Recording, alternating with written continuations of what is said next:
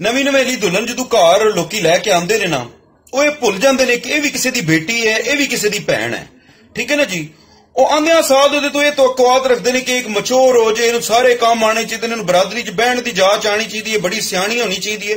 ਲੇਕਿਨ ਯਾਰ ਪਲੀਜ਼ ਸਿਰਫ ਇਹ ਗੱਲ ਜ਼ਿਹਨ 'ਚ ਰੱਖੋ, ਉਹ ਇੱਕ ਬੱਚੀ ਹੁੰਦੀ ਹੈ, ਸਕੂਲ ਕਾਲਜ ਤੋਂ ਪੜ੍ਹ ਕੇ ਵਾਲਦੈਨ ਉਹਦੀ ਸ਼ਾਦੀ ਕਰ ਦਿੰਦੇ ਨੇ ਕਿ ਚਲੋ ਸਾਡੇ ਸਿਰ ਤੋਂ ਫਰਜ਼ ਅਦਾ ਹੋ ਜਾਏ। ਉਹ ਤੇ ਖੇਡ ਕੁੱਦ ਕੇ ਆਪਣੇ ਭਰਾਵਾਂ ਦੇ ਲਾਡ ਤੱਕ ਕੇ, ਆਪਣੇ ਪਿਓ ਦੇ ਲਾਡ ਤੱਕ ਕੇ ਦੂਜੇ ਘਰ 'ਚ ਗਈ ਹੁੰਦੀ ਹੈ। ਉਹਨੂੰ ਮੈਚੁਰ ਹੋਣ ਵਾਸਤੇ ਇੱਕ ਟਾਈਮ ਚਾਹੀਦਾ ਹੁੰਦਾ ਹੈ। ਉਹ ਟਾਈਮ ਪੀਰੀਅਡ ਪਲੀਜ਼ ਉਹਨੂੰ ਜ਼ਰੂਰ ਦਿਓ। ਛੋਟੀ ਛੋਟੀਆਂ ਬੱਚੀਆਂ ਆਸ਼ੀ, ਮਰੀਮ ਤੇ ਸਭਾ ਨਾਂ ਦੀਆਂ ਬੱਚੀਆਂ ਦੀਆਂ ਸ਼ਾਦੀਆਂ ਹੋ ਜਾਂਦੀਆਂ ਨੇ ਤੇ ਅਗਲੇ ਘਰ ਜਾ ਕੇ ਉਹਦੇ ਤੋਂ ਵੱਡੇ ਕੱਦ ਦੀਆਂ ਕੁੜੀਆਂ ਤੇ ਉਹਦੇ ਤੋਂ ਵੱਡੇ ਕੱਦ ਦੇ ਮੁੰਡੇ ਪੇ ਭਾਬੀ ਬਣਾ ਦਿੰਦੇ ਨੇ। ਉਹ ਵਿਚਾਰੀ ਨੂੰ ਭਾਬੀ ਬਣਨ ਵਾਸਤੇ ਨਾ ਥੋੜਾ ਜਿਹਾ ਟਾਈਮ ਚਾਹੀਦਾ ਹੁੰਦਾ ਹੈ। ਇਸ ਵਾਸਤੇ ਉਹਨੂੰ ਟਾਈਮ ਦਿਓ ਪਲੀਜ਼ ਯਾਰ, ਉਹਦੇ ਨਾਲ ਕੋਆਪਰੇਟ ਕਰੋ। ਇਹਨਾਂ ਦੀ ਰੰਗ ਰੰਗੀਲੀਆਂ 'ਚ ਪਿਆਰ ਇਨਸਾਨ ਹੋ ਜਾਂਦਾ ਹੈ। ਜਿਸ ਬੰਦੇ ਨੂੰ ਪਿਆਰ ਨਹੀਂ ਹੁੰਦਾ ਉਹ ਵੀ ਕੋਈ ਇਨਸਾਨ ਨਹੀਂ ਹੁੰਦਾ। ਲੇਕਿਨ ਪਿਆਰ ਦਾ ਮਤਲਬ ਪਤਾ ਕੀ ਹੈ? ਇੱਕ ਦੂਜੇ ਦੀ ਇੱਜ਼ਤ ਕਰਨਾ, ਇੱਕ ਦੂਜੇ ਦੀ ਕਦਰ ਕਰਨਾ।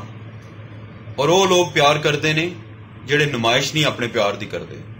ਜਿਹੜੇ ਲੋਕ ਆਪਣੇ ਪਿਆਰ ਦੀ ਨੁਮਾਇਸ਼ ਕਰਦੇ ਨੇ ਨਾ, ਉਹ ਲੋਕ ਪਿਆਰ ਨਹੀਂ ਕਰਦੇ ਬਲਕਿ ਸੌਦੇਬਾਜ਼ੀ ਔਰ ਮਫਾਦਾਤ ਦੇ ਰਿਸ਼ਤੇ ਹੁੰਦੇ ਨੇ ਉਹਨਾਂ ਦੇ। ਤੇ ਜਿਨ੍ਹਾਂ ਲੋਕਾਂ ਨੂੰ ਨਾ ਐਸੇ ਸੱਚੇ ਪਿਆਰ ਮਿਲ ਚੁੱਕੇ ਨੇ ਨਾ, ਪਲੀਜ਼ ਉਹਨਾਂ ਅੱਗੇ ਰਿਕੁਐਸਟ ਹੈ, ਉਹ ਚਾਹੇ ਲੜਕੀ ਹੈ ਚਾਹੇ ਲੜਕਾ ਹੈ, ਕਿ ਆਪਣੇ ਉਸ ਪਿਆਰ ਦੀ ਨਾ ਕਦਰ ਕਰੋ ਔਰ ਉਹਨੂੰ ਕਦੀ ਤਕਲੀਫ ਨਾ ਪਹੁੰਚਾਓ। ਖਾਸ ਤੌਰ ਤੇ ਜਿਹੜੀ ਔਰਤ ਹੁੰਦੀ ਹੈ ਨਾ, ਉਹਦੇ ਵਾਸਤੇ ਬੜਾ ਮੁਸ਼ਕਲ ਹੁੰਦਾ ਹੈ ਕਿ ਕਿਸੇ ਨੂੰ ਵੀ ਨਾ ਆਪਣੀ ਜ਼ਿੰਦਗੀ 'ਚ ਲਿਆਣਾ।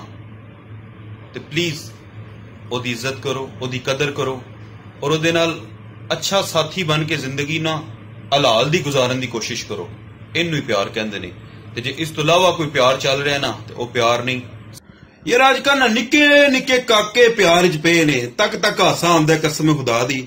ਜਾਨਣਾ ਹੈ ਕੋਈ ਨਹੀਂ, ਫਸਟ ਈਅਰ ਤੇ ਮੈਟ੍ਰਿਕ ਦੇ ਬੱਚੇ ਜਿਹੜੇ ਨੇ ਨਾ, ਉਹ ਵੀ ਪਿਆਰ ਇਸ਼ਕ ਮੁਹੱਬਤ ਪਿੱਛੇ ਪਏ ਨੇ। ਹੈ ਜੀ, ਪਤਲੇ ਪਤਲੇ ਟੈਟ ਪੈਂਟਾਂ ਪਾਈਆਂ, ਜਾਨਣਾ ਹੈ ਹੀ ਕੋਈ ਨਹੀਂ। ਹੈ ਜੀ, ਜਿਹੜਾ ਕੁਛ ਹੋ ਦੋਸਤੋ ਮਾਂ ਪਿਓ ਕੋ ਲੱਭਦਾ ਉਹ ਜਨਾਬ ਫੋਨ ਦੇ ਪੈਕੇਜ ਕਰਾ ਛੜੇ ਤੇ ਕਾਰਡ ਪਵਾ ਛੜੇ। ਹੈ ਜੀ, ਪੂਰੀ ਦਿਹਾੜੀ ਗਰਮੀ ਸਰਦੀ ਨਹੀਂ ਤੱਕਣੀ ਤੇ ਕੰਨ ਨਾਲ ਫੋਨ ਡਾਇਲੇ ਇੰਝ ਜਾ ਰਿਹਾ ਕੋਈ ਇੰਝ ਜਾ ਰਿਹਾ।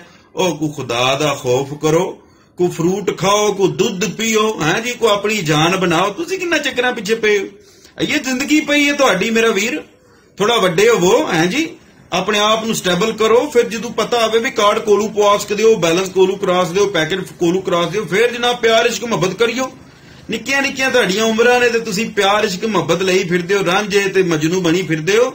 ਉਹ ਕੋਈ ਆਪਣੇ ਮਾਂ-ਬਾਪ ਤੇ ਧਿਆਨ ਕਰੋ, ਕੋਈ ਆਪਣੇ ਮਾਂ-ਬਾਪ ਦਾ ਖਿਆਲ ਕਰੋ। ਅੱਲਾ ਦੇ ਉਹ ਬੰਦਿਓ, ਜਿਸ ਤਰ੍ਹਾਂ ਯਾਰ ਰੰਗ ਰੰਗ ਦੇ ਫੈਸ਼ਨ ਸਾਡੀਆਂ ਜ਼ਿੰਦਗੀਆਂ 'ਚ ਆ ਗਏ ਨੇ ਨਾ, ਐਸੇ ਤਰ੍ਹਾਂ ਹੀ ਨਾ ਪਿਆਰ ਮੁਹੱਬਤ ਦੇ ਵਿੱਚ ਸੱਟ ਖਾ ਲੇ ਨਾ ਬੰਦਾ, ਤੇ ਉਸ ਤੋਂ ਬਾਅਦ ਵੀ ਇਨਸਾਨ ਫੈਸ਼ਨ ਕਰਦਾ ਹੈ। ਕੁੜੀਆਂ ਮੁੰਡੇ ਜਨਾਬ ਇਹ ਨਸ਼ੇ ਤਮਾਸ਼ੇ ਕਰਦੇ ਨੇ, ਆਪਣੇ ਆਪ ਨੂੰ ਲੈਲਾ ਤੇ ਮਜਨੂ ਬਣਾ ਲੈਂਦੇ ਨੇ। ਇਹ ਵੀ ਇੱਕ ਫੈਸ਼ਨ ਦਾ ਨਵਾਂ ਜਿਹੜਾ ਨਾ ਇੱਕ ਰੁਖ ਜਿਹੜਾ ਨੂੰ ਅੱਜ ਕੱਲ ਚੱਲ ਰਿਹਾ। ਸਮਝੀ, ਮੁੰਡੇ ਨੇ ਤੇ ਵੱਡੀਆਂ ਵੱਡੀਆਂ ਦਾੜੀਆਂ ਰੱਖ ਲੈਣਗੇ, ਸਮਝੀ ਨਾ, ਸਿਗਰਟਾਂ ਤੇ ਲੱਗ ਜਾਣਗੇ, ਵਾਲ ਵੱਡੇ ਵੱਡੇ ਰੱਖ ਲੈਣਗੇ, ਹੱਥਾਂ ਤੇ ਕੜੀਆਂ ਪਾ ਲੈਣਗੇ, ਦੱਸਣ ਵਾਸਤੇ ਲੋਕਾਂ ਨੂੰ ਵੀ ਇਹ ਤੇ ਬੰਦਾ ਮਜਨੂ ਬਣ ਗਿਆ। ਕੁੜੀਆਂ ਨੇ ਤੇ ਸਹੇਲੀਆਂ ਨਾਲ ਮਿਲਣਾ ਗਿਲਣਾ ਛੱਡ ਦੇਣਗੀਆਂ। ਹੈ ਜੀ, ਆਪਣੀਆਂ ਕਿਤਾਬਾਂ ਦੇ ਵਿੱਚ ਪੁਰਾਣੇ ਦਿੱਤੇ ਹੋਏ ਆਸ਼ਕਾਂ ਦੇ ਫੁੱਲ ਰੱਖ ਲੈਣਗੀਆਂ, ਆਪਣੀਆਂ ਕਲਾਈਆਂ ਦੇ ਉੱਤੇ ਮਹਿੰਦੀਆਂ ਨਾਲ S ਤੇ N ਤੇ T ਤੇ B ਲਿਖ ਲੈਣਗੀਆਂ। ਸਮਝ ਆਈ ਨਾ? ਇਹ ਸਭ ਫੈਸ਼ਨ ਹੁੰਦਾ ਹੈ। ਇਹਦੇ 'ਚ ਫੀਲਿੰਗਸ, ਪਿਆਰ, ਮੁਹੱਬਤ ਕੁਝ ਵੀ ਨਹੀਂ ਹੁੰਦਾ। ਸਿਰਫ ਲੋਕਾਂ ਨੂੰ ਦੱਸਣ ਦਾ ਇੱਕ ਤਰੀਕਾ ਹੁੰਦਾ ਹੈ ਕਿ ਮੈਂ ਉਸ ਬੰਦੇ ਪਿੱਛੇ ਜਿਹੜਾ ਨਾ ਆਪਣੇ ਆਪ ਨੂੰ ਖਤਮ ਕਰ ਲਵਾਂ, ਮੈਂ ਆਪਣੇ ਆਪ ਨੂੰ ਪਰੇਸ਼ਾਨ ਕਰ ਲਾਂ।